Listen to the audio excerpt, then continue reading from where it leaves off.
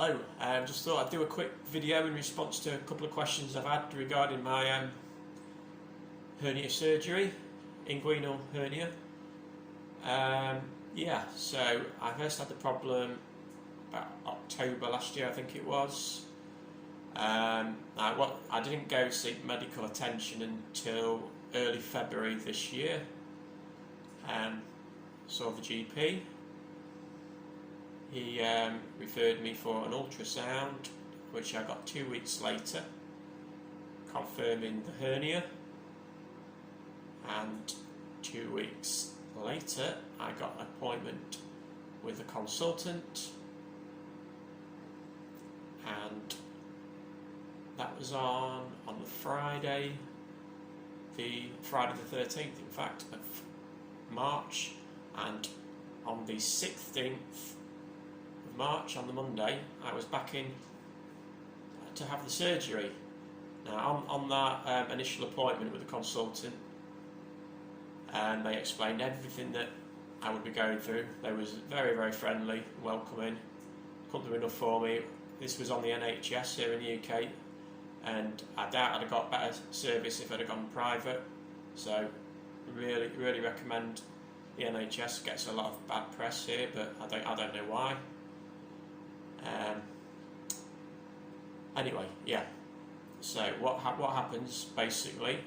On the day of the surgery, I was booked in for 4 o'clock in the afternoon. I did actually get a phone call about dinner time, about 12 noon, saying that I could go in earlier if I wanted to, but I couldn't do that as I needed a lift because you're not allowed to drive after the surgery, so that's something to bear in mind. And it was about an hour away, about an hour's drive from where I live, the hospital. So yeah. I've got young children, and my wife wasn't able to take me, so I got my dad to take me. He stayed with me at the time. He was probably only at the hospital for about two and a half hours from going through the door to finishing. So first thing they do, there was no waiting. I turned up, they got me straight through into a gown, and one of the nurses gave me a little shave in the area. Nothing to worry about really, and then they asked me what I would like to eat on coming around after the operation. I wasn't put to sleep, by the way. It's a local anaesthetic. So after being shaved, I probably had about a 5-minute wait, if that, and then they wheeled me into the theatre, and you have a nurse, sort of what they call at the top end, while the surgeon is doing his bit down the other end, and she was talking to me all the way through, obviously trying to reassure you and everything, and you tell her if you feel any pain or anything that's not quite right. So they put you get an injection into the area. Apparently they do quite a few injections, but I think after the first one you don't really feel anything. I certainly didn't anyway, and it won't. The way they made it sound, they said, you'll feel a stinging sensation for about 30 seconds, but I'd say it was about 5 seconds, and it's absolutely nothing to worry about whatsoever. They numb your hand as well before they, is it a catheter, I think they call it, that they put into your hand, and yeah, they're talking to you, telling you what they're doing all the way through. Basically, they did probably a 3-inch incision into the area of the groin, and they insert some plastic meshing, as that's what I believe it is. I didn't get to see that, but you can look up and see in the mirror. There's like reflection from the lights that are above, and through that you can look and watch what they're doing if that's what you want to do, or you can just close your eyes. But I was just having a conversation about life basically with the nurse. She was reassuring me all the way through, and there was one point where I felt a little bit of pain. They say you can feel what they're doing inside, but you don't feel the pain. But at one point I probably did shout a little bit, and then they just give you a little bit. They more of the anaesthetic, and then that was it really. No more pain. It's probably lasted about 15 minutes tops, I would say, and then they wheeled me back, and I had about a 5-minute wait, and I had my food, and then they came and I tried standing up, felt fine, so I got dressed, and then I went into another room, and they like did their obs, as they call them. They just checking your blood pressure, and they ask you lots of different questions.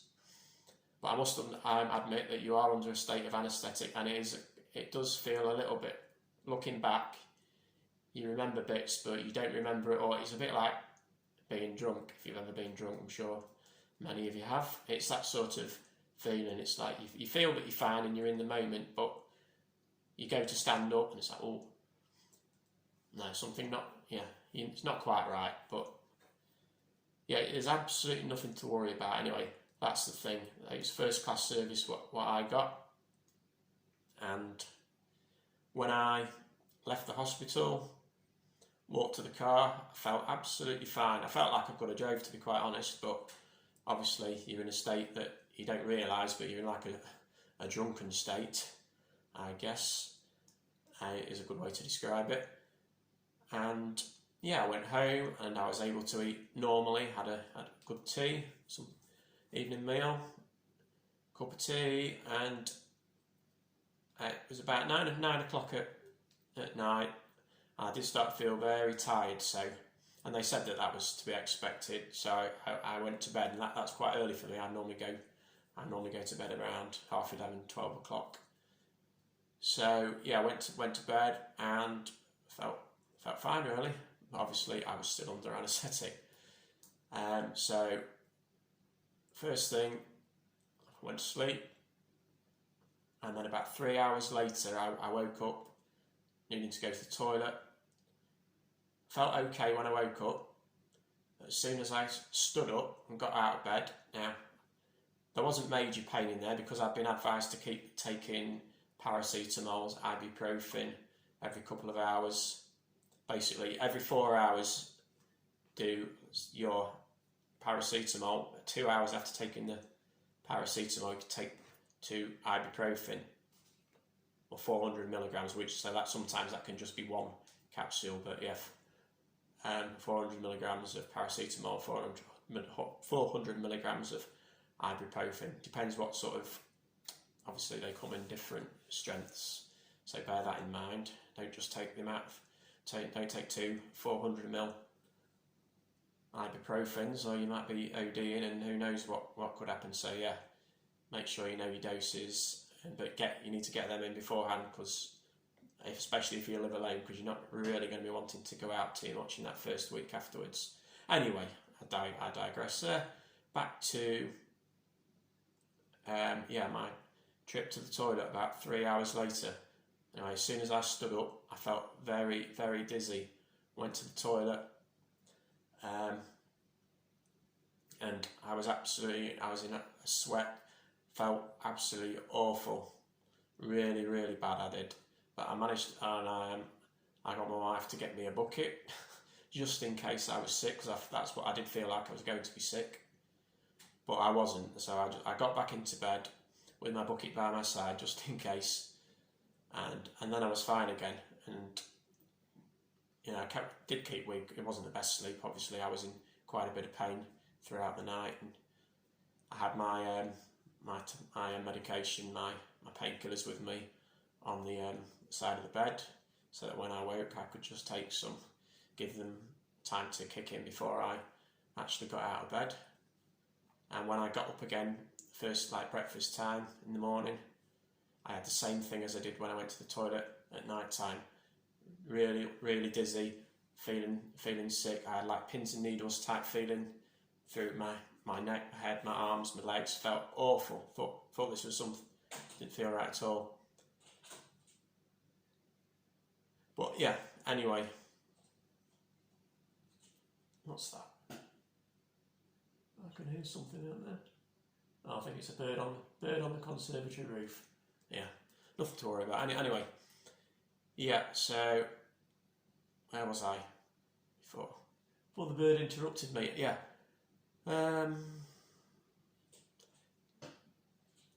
Yeah, so I got up again, not feeling great at all, but I got some breakfast down me, and yeah, things to when you get out of bed for that first week, getting out of bed is hard. It's difficult trying to remove yourself. You haven't got the strength to pull yourself up from that line to sit in position, so just find yourself rolling, trying to use your hands and anything you can to take that pressure off it. But once you're up, standing up or sitting down, once you're in that position, and laying down's fine as well, but it's getting from one position to the other. That's where the most of the pain occurs.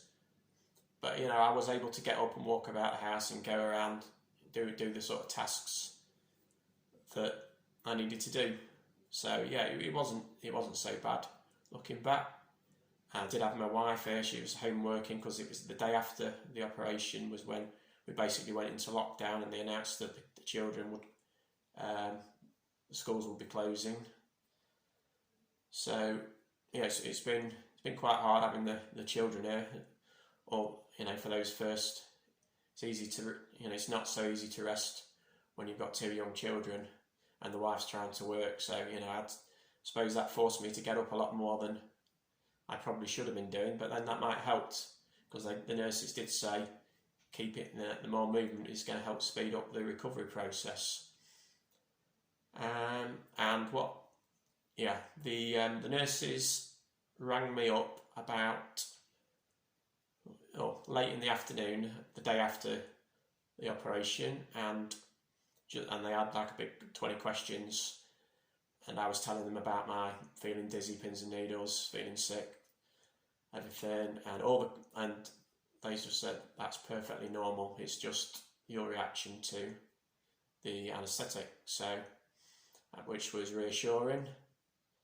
All the questions they asked me, they said they was happy with the responses that I gave, and they were happy to leave me be to continue my recovery alone. And obviously they said that if I do get any issues, I can bring a consultant back, but I've had no need to. And if you've seen any other videos, you've seen my fitness updates. And yeah, so we're now 3 weeks in since the operation, and I've just had a few very short jogs and a few bike rides and my mobility work, and I'm still not able to do the upper body work at the moment. It's not. I do think that in the next couple of weeks it's something that I might be able to get into. My GP told me that it was a definite 6 weeks of no heavy lifting, so I'm currently still off work as that's my job involves heavy lifting. So yeah, at the moment I'm really happy with the way things are going, and I think we'll wrap this video up, and I hope that little bit of information there maybe of help to somebody that's going to be going through the same thing shortly. So hope that helps. See you in the next video.